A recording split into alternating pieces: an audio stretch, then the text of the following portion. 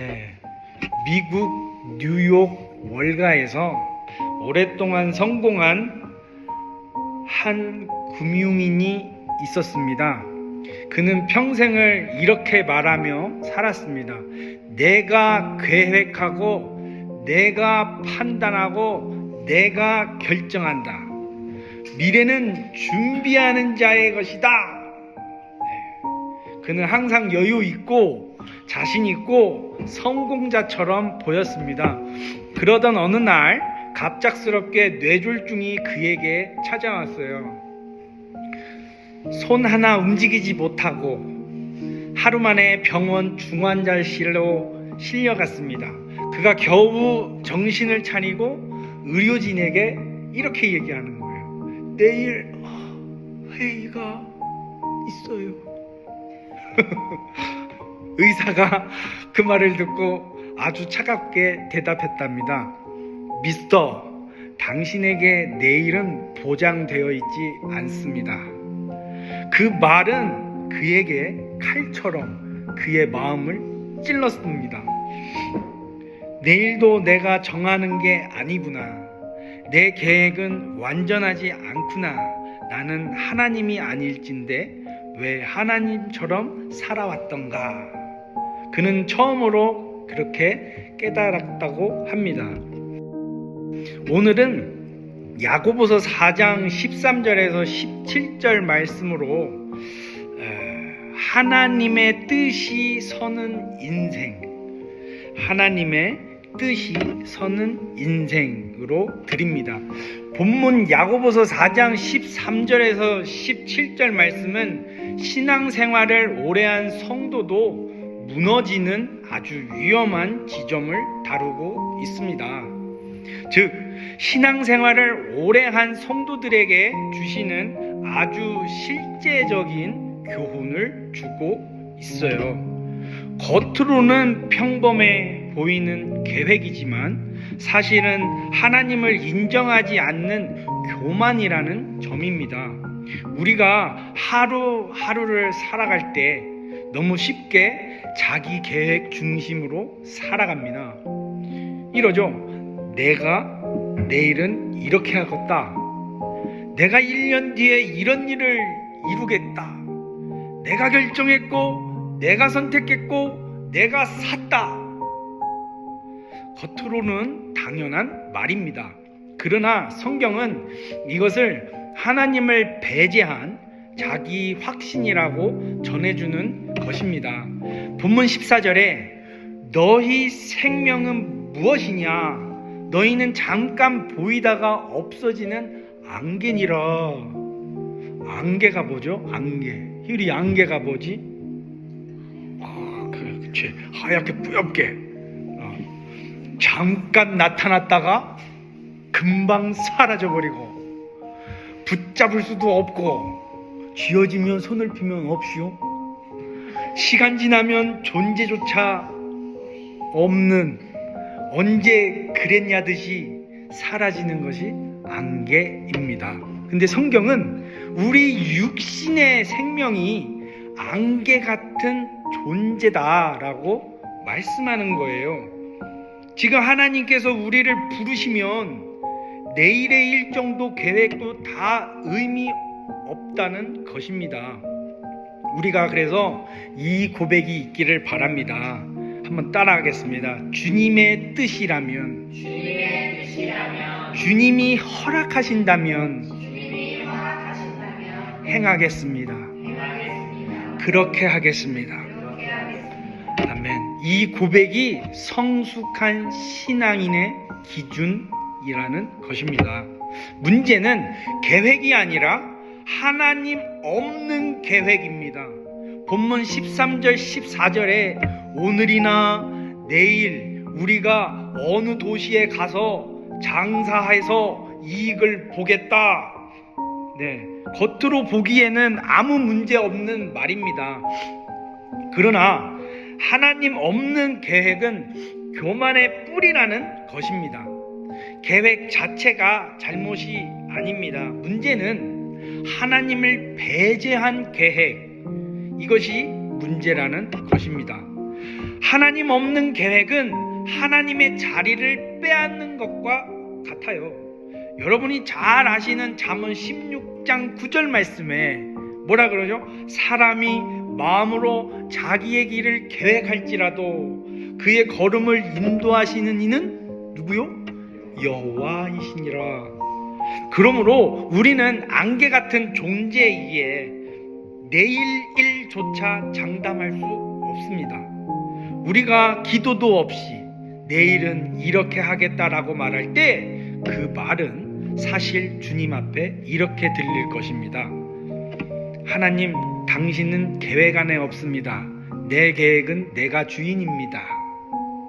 성도에게 가장 위험한 것은 그리스도인이라고 하면서 하나님을 아예 제외한 자기주도적인 신앙생활입니다. 그것이 성령님께서 야고보 사도를 통하여 우리에게 전해주시고 있는 말씀입니다. 다음 15절 말씀을 봅니다.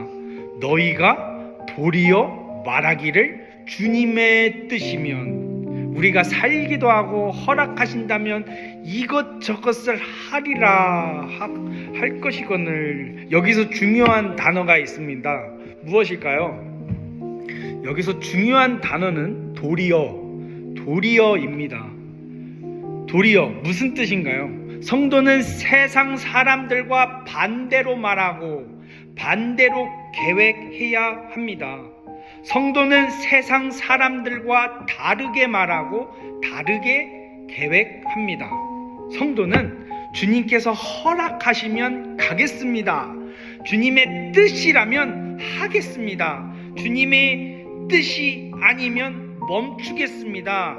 이 고백이 성도의 삶의 기준이 되기를 축복합니다.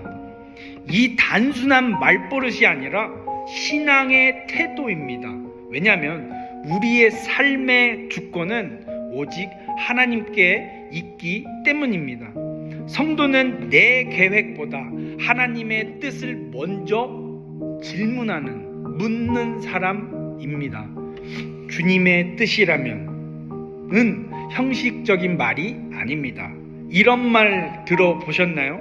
에이, 그 말은 너무 종교적이여. 굳이 말로 그렇게까지 할 필요가 있어? 그러나 주님은 주님의 뜻이면 이라는 고백이 신앙의 기준이라고 말씀해 주십니다. 그리고 그 고백이 단순히 말이 아니라 신앙 태도라는 것입니다. 왜 그럴까요? 우리는 오늘 호흡을 하는 것도 주님의 뜻이기 때문입니다. 내 계획이 아무리 좋아도 하나님이 막으시면 갈 수 없습니다.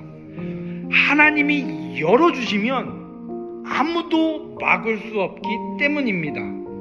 하나님이 열어주시면 돼요. 그래서 우리는 이 고백이 있기를 바랍니다. 주님께서 허락하셔야 제가 갑니다. 주님께서 원하셔야 제가 갑니다. 그러나 주님의 뜻이 아니라면 멈추겠습니다. 이렇게 우리가 또 고백하잖아요. 뜻하신 곳에 나 있기 원합니다. 이끄시는 대로 뭐하며 순종하며 살리니 주님의 나라와 그 뜻을 위하여. 그잖아요. 우리가 말로만 소리로만 부르는 것이 아니라 이게 신앙생활이 기준이 되시기를 축복합니다. 이 신앙 태도가 있는 성도의 인생에는 방향의 실수가 없습니다. 하나님을 인정하는 사람에게 하나님은 길을 열어주십니다. 주님은 약속하고 있어요. 잠언 3장 5절에서 6절 말씀에 이렇게 이야기해요. 너는 마음을 다하여 여호와를 신뢰하고 네 명철을 의지하지 말라. 너는 범사의 그를 인정하라. 그리하면 네 갈 길을 지도하시리라. 하나님을 인정하는 것, 그것이 신앙이며 그 사람의 길을 하나님이 친히 인도하십니다.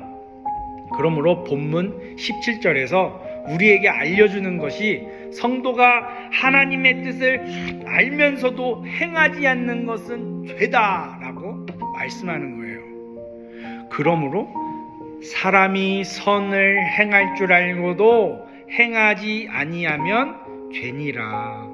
이 말씀은 우리가 흔히 생각하는 선행을 말하는 것이 아닙니다.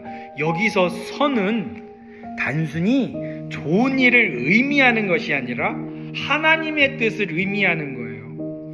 하나님께 순종하는 삶, 신앙생활 전체를 의미하고 있습니다. 즉, 하나님께서 말씀하셨고 내가 그것이 옳다는 걸 알고 성경이 무엇을 요구하는지 지도하는지 알면서도 그대로 살지 않으면 그것이 뭐라고요? 죄라는 것입니다. 어려운가요? 다시, 하나님께서 원하시는 것을 알면서도 하나님의 뜻을 배제하고 내 계획을 앞세우면 그것이 죄라는 것입니다. 따라하겠습니다. 신앙은 아는 것으로 끝나는 것이 아니라 아는 것을 실천하는 것입니다. 아멘. 성도에게 진짜 위험한 죄는 큰 죄가 아니에요. 큰 죄는 우리가 잘 알고 있어요. 믿음이 있는 자에게 있어서 평생 그 큰 죄를 저지를 가능성이 있을까요? 죽이는 거. 가능성이 있을까요? 그러나 알면서도 미루는 죄, 기도해야 한다는 것을 알면서도 기도를 뒤로 미루는 사람, 교회에 나와서 예배를 드려야 하는 것을 알면서도 안 나가 교회가 되는 사람, 안 나가 교회, 가나안 교회, 삶의 전체를 하나님께 주신 것입니다. 삶의 전체를 하나님께서 주신 것입니다. 하나님께서 하신 것입니다. 인정하여 드리는 헌금을 드려야 하는 것을 알면서도 예배 나온 게 어디요? 교회에 나온 내 마음만 드리면 됐지 하는 사람, 그렇게 하나님의 뜻을 알면서도 언젠가 나도 라고 말하는 사람. 오늘 본문의 말씀은 또 이 모든 성경은 그 사람들을 향해서 단호하게 말씀합니다. 그것이 죄다. 우리가 감사해요. 뭘요? 우리가 지금 구약시대의 이스라엘 백성이라면 우리는 벌써 죽어야 마땅해요. 예수님 때문에 우리가 이렇게 산다는 것 감사해요. 우리 따라하겠습니다. 주님 감사해요. 네. 우리는 흔히 죄를 행동의 문제로 생각합니다. 그러나 오늘 성경은 이같이 말씀하고 있습니다. 우리 17절 한번 더 읽겠습니다. 17절 시작. 사람이 삶을 행하는 것으로 원하지 아니하는 죄이라. 네. 하지 말아야 할 악을 행하는 것도 죄지만 해야 할 선을 행하지 않는 것도 죄다라는 것입니다. 그러므로 하나님께서 말씀하셨는데도 내가 알아서 하겠다는 태도, 이것이 하나님 앞에서 죄가 된다는 것입니다. 어느 선교사님이 아프리카에서 사역하실 때 부족장이 이런 말을 했다고 합니다. 너희 서양 사람들은 하나님께 축복해달라고 많이 기도한다며, 그런데 너희는 먼저 계획을 세우고 그 계획 위에 축복을 얹으라고 하나님께 나아간다. 우리는 달라. 우리는 먼저 하나님께 묻는다. 그리고 하나님께서 원하시는 방향이면 그때 한 발짝 곁잇는다. 선교사님은 그 말을 듣고 큰 충격을 받았답니다. 왜냐하면 부족장이 말한 것이 성경이 말하는 신앙의 태도, 믿음의 태도와 정확히 같았기 때문입니다. 주님이 원하시면 하겠습니다. 주님이 허락하시면 가겠습니다. 이것이 참된 신앙입니다. 말씀을 정리합니다. 참으로 우리가 할 계획은 많아요. 가고 싶은 길도 많아요. 생각하는 것도 많아요. 그러나 하나님께서 허락하셔야 살아갈 수 있습니다. 오늘 말씀은 우리에게 신앙의 핵심을 다시 잡아주고 있습니다. 첫째, 우리의 생명은 안개다. 이거는 계획보다 주권을 인정하라. 주님의 뜻이라면 이것이 믿음이다. 내가 아무리 능력 있어도, 아무리 계획을 세워도 주님께서 허락하지 않으시면 아무것도 할 수 없습니다. 둘째, 반드시 주님의 뜻이라면, 주님이 허락하시면 이라는 고백의 기도를 해야 합니다. 그것은 겸손이 아니라 진리가 요구하는 신앙생활의 기본 자세입니다. 하나님을 의지하고 하나님의 뜻을 구하라. 주님께서 허락하셔야 하기 때문에 기도하라는 것입니다. 이것이 하나님 앞에 겸손입니다. 셋째, 하나님의 뜻을 알면서 실행, 실천, 순종하지 않는 것은 죄라는 것입니다. 신앙은 아는 것이 아니라 행하는 것입니다. 따라하겠습니다. 신앙은 아는 것이 아니라 행하는 것이다. 네, 알고도 행하지 않는 교만을 버리기 바랍니다. 말씀을 알고도 행하지 않으면 그것이 죄라는 것입니다. 그러므로 우리는 이렇게 고백하기를 축복합니다. 따라하겠습니다. 주님의 뜻이라면 행하겠습니다. 주님이 허락하신다면 시작하겠습니다.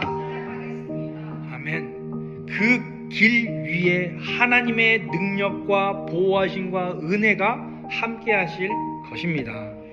우리 잠언 19장 21절 말씀을 읽고 우리 말씀을 마칠게요. 잠언 19장 21절. 이건 제가 좋아하는 아주 좋아하는 말씀인데요. 잠언 19장 21절 말씀입니다. 찾으신 줄 알고 우리 같이 읽겠습니다. 시작. 사람의 마음에는 많은 계획이 있어도 오직 여호와의 뜻만이 완전히 서리라. 아멘. 네, 우리의 계획이 아니라 하나님의 계획 안에 하나님의 뜻이 서는 인생 되기를 바라며 모든 것을 하나님께 맡기고 하나님께 인도받는 삶이 우리의 모든 걸음 가운데 함께하기를 축원합니다. 우리 찬양 부르고 기도하겠습니다. 찬송가 주님의 뜻을 이루소서. 주님의 뜻을 이루소서. 고요한 중에 기다리니 진흙과 같은 날 비추사 주님의 영상 만드소서. 주님의 뜻을 이루소서. 주님 발 앞에 엎드리니 나의 맘속을 살피시사 눈보다 이게 하옵소서. 주님의 뜻을 이루소서. 병들어 몸이 피곤할 때 권능의 손을 살피펴사 새롭게 하여 주옵소서. 주님의 뜻을 이루소서. 온전히 나를 주장하사 주님과 함께 동거함을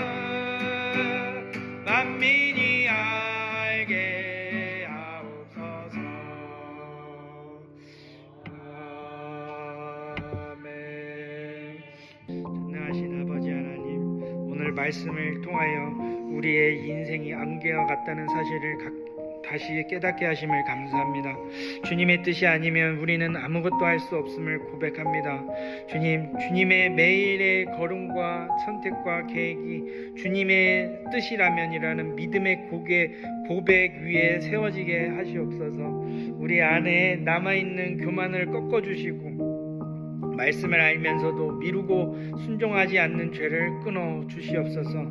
오늘부터 우리의 삶이 하나님을 인정하는 신앙, 하나님의 주권 아래 머무는 순종의 삶이 되게 하여 주시옵소서.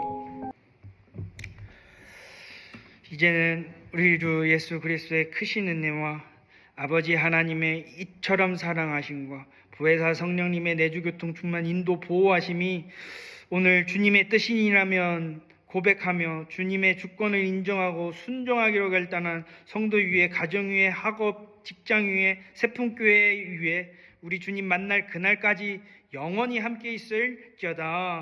아멘.